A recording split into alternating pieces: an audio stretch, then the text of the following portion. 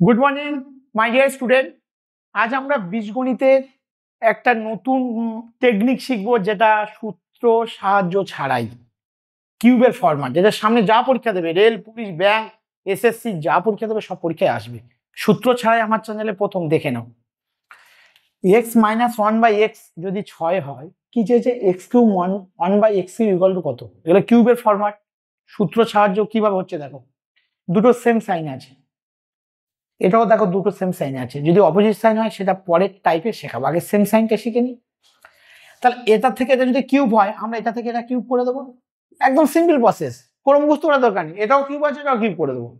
Minus থাকলে plus, 3 মানে কিউবে আছে, 3 সেই সংখ্যা মানে ওই 6 আছে, 6 লিখবো।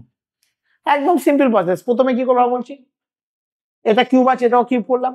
মাইনাস থাকলে প্লাস, যেহেতু 3 আছে, 3 সেই সংখ্যা মানে 6। এটা করলে 6 কিউব 216 প্লাস 18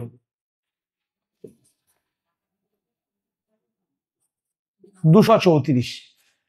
তাহলে এটা তোমরা করো, আমার সাথেই করো, প্র্যাকটিস করো, এখানেই প্র্যাকটিস করে নাও।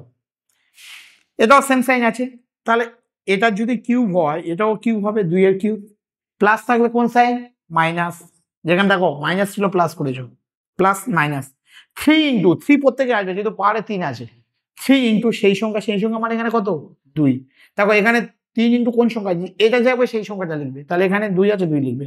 তাহলে 2 এর কিউব আমরা 8 থেকে 6 বিয়োগ করলে 2 হয়। কত ইজি প্রসেস, এগুলো প্র্যাকটিস করো। Thank you.